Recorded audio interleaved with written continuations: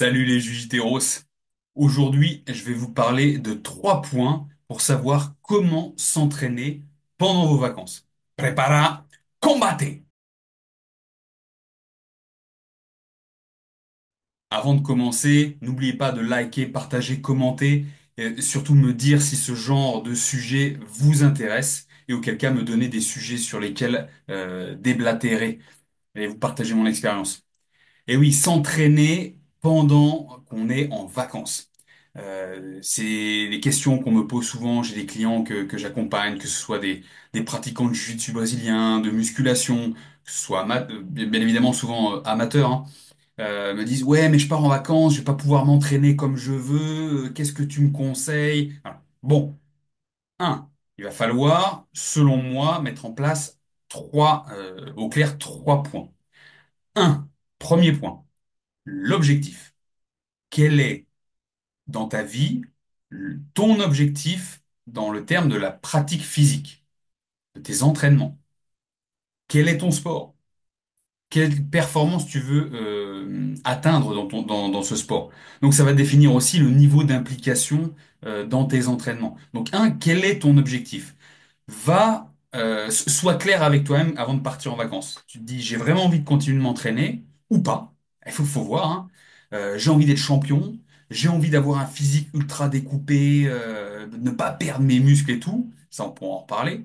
Donc, quels sont tes objectifs? Déjà, avant de partir, il faut le savoir. Il faut le savoir. Donc ça, c'est le premier point. Je te donne un exemple. Moi, au moment où je te fais cette vidéo, je suis en vacances en Thaïlande. Je m'en vais demain. Voilà, je m'en vais demain. Comment j'ai mis en place, j'ai posé cette question. Quel est, Julius, ton objectif? Mon objectif, c'est le maintien. Hmm. Il n'y a pas vraiment de maintien, hein, qu'on soit clair, c'est soit on perd, soit on gagne, hein. C'est clair ou net, hein. Soit on perd, soit on gagne. Mais ce que je veux dire par là, c'est maintenir plus ou moins mon apparence physique, maintenir mes niveaux de force. Alors je me donne une marge de 5%, 5-10%, parce que bien évidemment, c'est mon objectif, hein. Donc une marge de perte.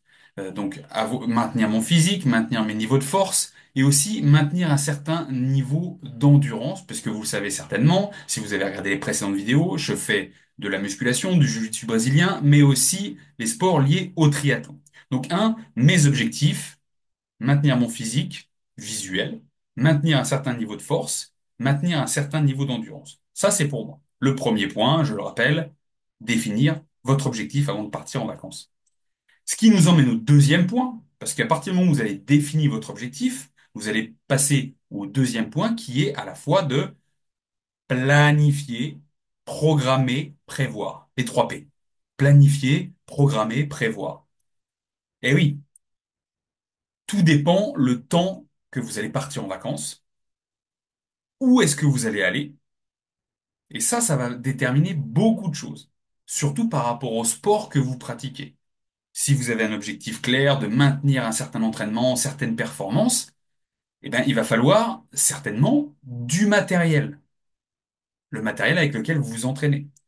Je vous parle pour moi, par exemple, dans le cas présent, je fais des sports liés au triathlon. Là où je suis, j'ai pas de vélo. Je n'ai pas de vélo, donc je ne peux pas m'entraîner en vélo. Après, je suis clair avec moi-même, je n'avais pas l'intention de m'entraîner en vélo en venant ici. C'est clair. Donc, j'ai tout de même programmé et prévu dans mes entraînements que là, je voulais continuer absolument la musculation. Donc, j'ai pu prévoir, planifier un logement à côté duquel il y avait une salle de musculation.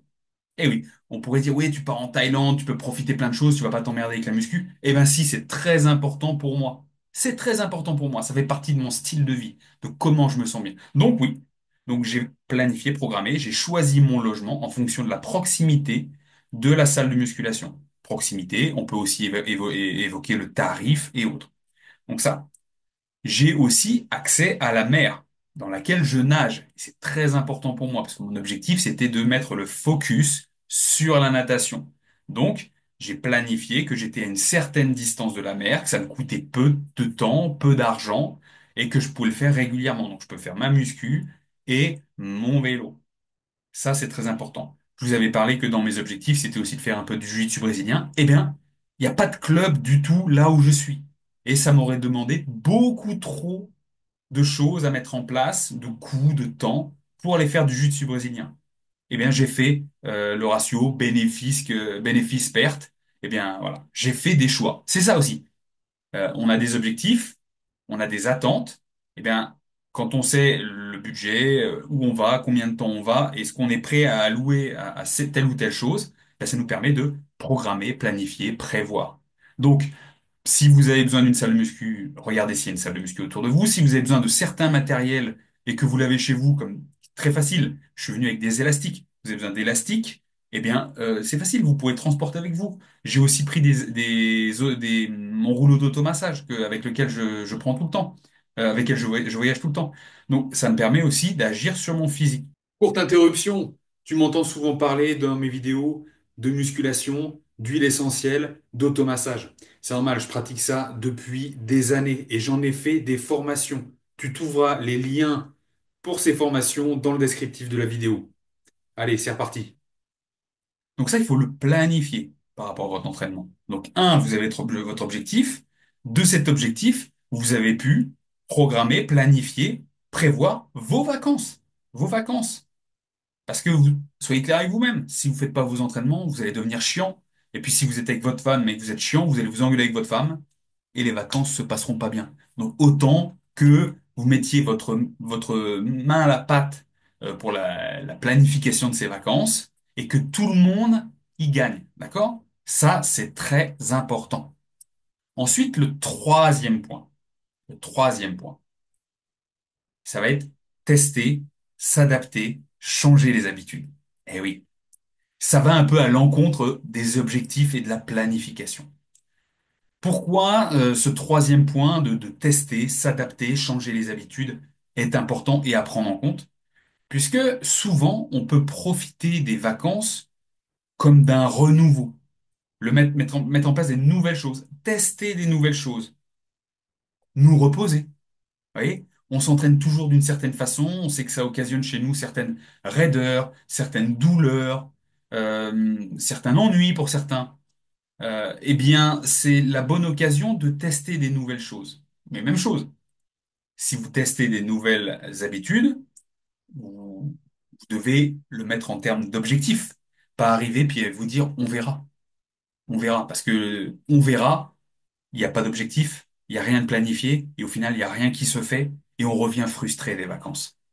Donc, on planifie, vous voyez, on a les objectifs, on planifie, et à la fin, si on n'a pas le matériel dont on a forcément besoin, si on n'a pas d'infrastructure autour de nous, le but c'est de tester des nouvelles choses et de regarder, anticiper, donc avant de partir, dire qu'est-ce que j'aurai autour de moi.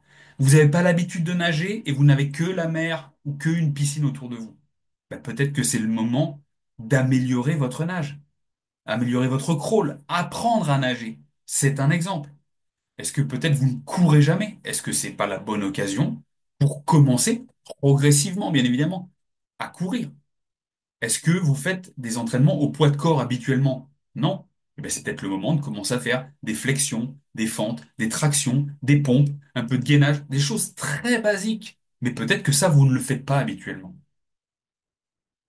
Pensez à ça. Pensez à ça pour les vacances. Et puis, si ça se passe bien, c'est même quelque chose que vous allez pouvoir ramener dans vos bagages et continuer et faire perpétuer dans vos habitudes à votre retour des vacances. Donc, je rappelle les trois points à prendre en compte pour s'entraîner pour les vacances. Un, définir ses objectifs précis. Deux, planifier, programmer, prévoir. Et trois, tester, s'adapter et auquel cas changer ses habitudes. Si vous êtes d'accord avec moi, ou même si vous n'êtes pas d'accord, eh bien, n'hésitez pas à me le dire en commentaire, me dire si ça vous aide, et savoir ce que vous allez faire pour vos prochaines vacances. Et puis, on se voit la prochaine fois. N'oubliez pas de liker, partager. Je vous embrasse. Je vous dis à la prochaine. Paro!